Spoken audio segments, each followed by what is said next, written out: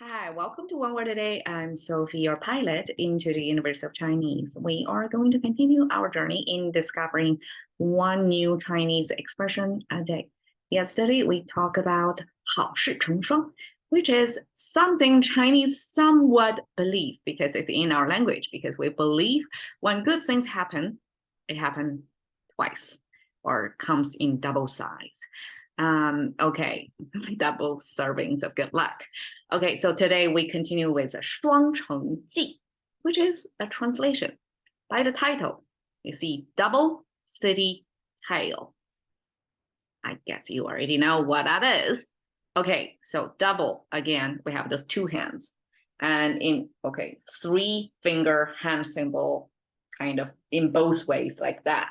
Now thinking about it, because language symbols, this is my recent discovery, that it shows from the perspective of the viewer of the symbols.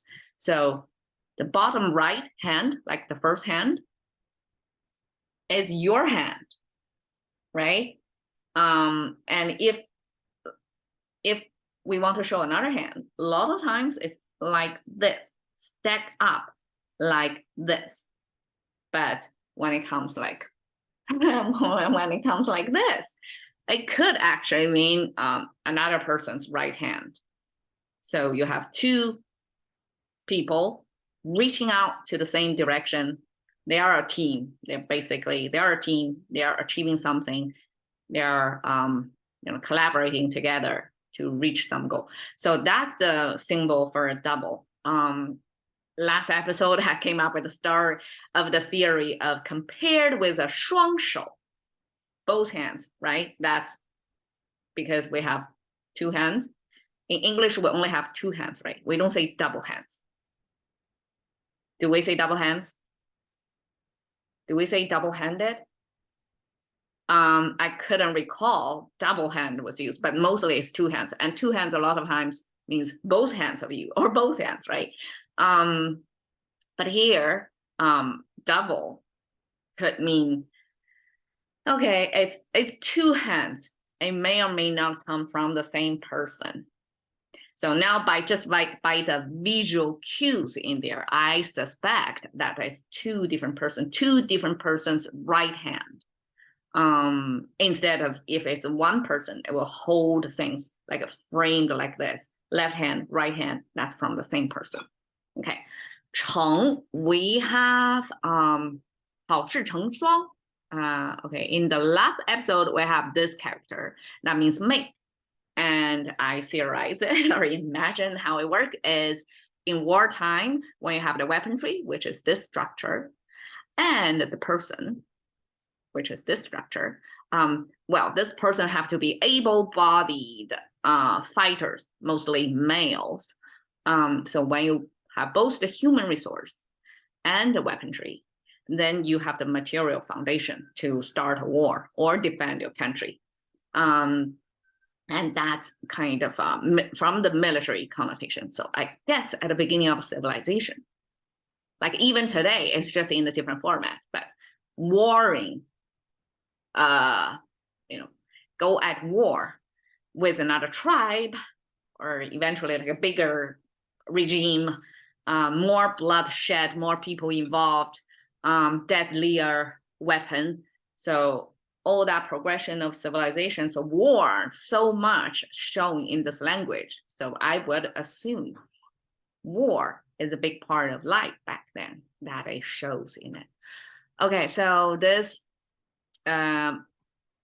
army or war ready symbol plus the soil symbols. The soil, because, okay, the first horizontal line is the ground level, and then we have a stick, most likely a plant, without elaborating out what a plant look like, right?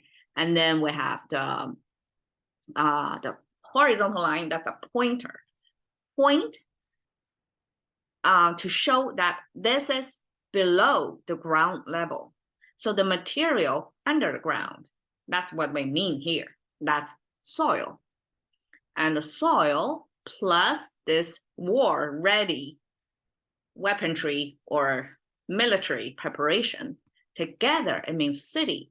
So in contemporary Chinese, that's city. So I guess the origins of city must come from,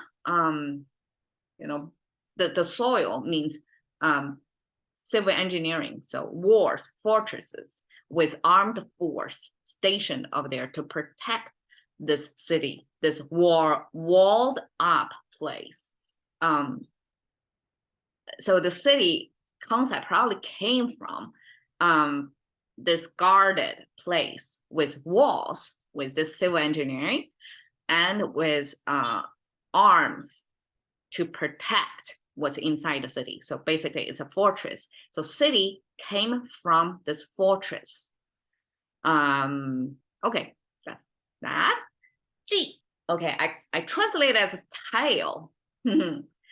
Okay, it came from the left side, which is about speaking about words. In a few episodes ago, I distinguished the words, plus the right side is the symbol for I. What I, like a self-referral. So my words, basically, that's my expression, my voice, right? So over here is another I. So this, like reverse the S curve, right? S curve is like this. This is reverse S curve direction. That is another self-referral. It's 己. A lot of times we use 己 in our phrases like a 克己, self-discipline. It's almost like an object you can act upon. You on yourself. You're acting something onto yourself. So that's the kind of self-referral. You do it to yourself. So this is 己. According to some scholars, this looks like a loose rope. And people use this curvious shape, I guess intentionally curvious in this way, reverse S curvature, to refer to self, either to symbolize that life is a zigzag road, it's not a straight line, or like life is like a rope that got many loose threads. You have so many different dimensions in your life, right? Family, work, health, finance, everything, hobbies, right? All that need to be tied up together. So you are that one biggest rope of all the threads that go into your life that you are supposed to do this, tie everything together to become your story. You're the hub, the nub, the roping force of your life. So that's another imagined interpretation of why a rope zigzagged in such a way is used to self-refer. So now we have, again, the speaking symbol, which came from this mouth symbol, and then the tongue. The tongue is this pointer, this inward pointer of this arch. Is one object, that's the original, and then this vertical line is a sharp, pointy thing that's direct to something else, and this time is pointing toward the mouth. And then this horizontal line kind of stylized to become a curvature, to replicate the concave shape of the arch, right? It's just aesthetically more beautiful. But it's arched in such a way, but it acts as an indicator that, okay, I imagine this to be, this is the indicator to mean this portion, because the sharp edge is the portion that's going to enter inside a new entity or new space. So the pointer over here simply to mean it's not the original object anymore. It's the new place, new zone that you're entering. So this enter inside the mouth and pointed of this new place that's within this mouth, that's where we mean. So that's without drawing out the tongue, because it's inside the mouth, it's invisible for the most part to the observer, that we can only indicate, indirectly express what that is. So basically we're saying it's the thing in the mouth. Okay, so this is the tongue symbol, and Chinese use tongue symbol a lot of times to be equivalent of words, because tongue is the busiest organ inside your mouth that's busy producing sound, right? Producing pronunciations. And then the two horizontal lines simply means the sound bites and going further away from you. So it's a smaller energy, weaker signal. So basically this is signal of a verbal iteration going out further. That's the sound bite. The whole structure means the organs to produce the sound or the words, and the words, the end result is going further away. That's the whole package is speaking, the symbol of speaking. So now, just like last time we talked about yu, that's a speaking plus I, the self-referral. Here is again, it's a speaking plus a self-referral, ji. And then I guess this ji is also a sound maker because now it sounds like a ji. In Chinese concept, like today's contemporary Chinese, this ji, almost like some storyteller busy noting down what happened before to record and add in that storytelling elements to make it fun, right? Make it dramatic. And then that becomes the ji. So it's a storytelling. And speaking, because it's full of words, you tell the story by verbal notation. And with this ji, this is self-referral, I guess this would be like the authoring of this story. So it's again tied to individual. So individual recording or storytelling of something. So this common knowledge using this common shared word vocabularies or language structures, this language thing is a shared thing. But this personal thing is your style of storytelling, your perspective, your sense of what happened. So that's the tale. I think that's basically English definition of tale again, right? Everybody may have their own tales, and tales are supposed to be kind of like entertaining to capture the message, the morals, but get it, package it inside a story that's that keep your attention, and then by the end you get new ideas about things. So that's 双城记. 双城记 is simply Chinese translation of a tale of two cities. Over here, because it's a totally very comparable translation of the two languages. And 双城记 is the, how to say, in China is a well-known, because this is a classical English literature, right? So this is a well-known title of a translated novel from the English-speaking world. And I want to point out, okay, 城, okay, we have city, right?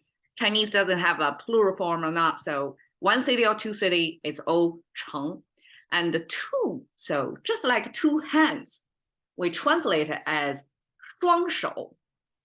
Here, two cities, we also translate it as a 双城 instead of 两城 or 二城. Both 两 and 二. Okay, especially 二, it's just two. Like between the two, there's no implied connection between the two. And the 两 have a little bit of this connection because it comes down from one and then split into two. It has this kind of a twin-ish thing, that's 两. But the 双, we see the both hands pointing toward the same direction. That seems like there are something going on between the two entities. So these two cities, in Chinese, we translate it as double city.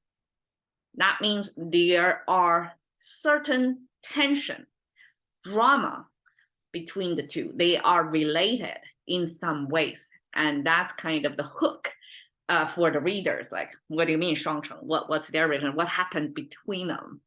And there are certain comparisons, right? Or dynamics, one influences the other. So that's what's packed in the 双. And again, 记 is this tale, right? And you see English have to have at least two small words. One is one is of. They don't carry much of the meaning. They only complete the language structure to mean, okay, two-city tale. This two-city tale is a description of what kind of tale. It's a tale about the two cities, right? So we have to add this of to connect the two concepts together.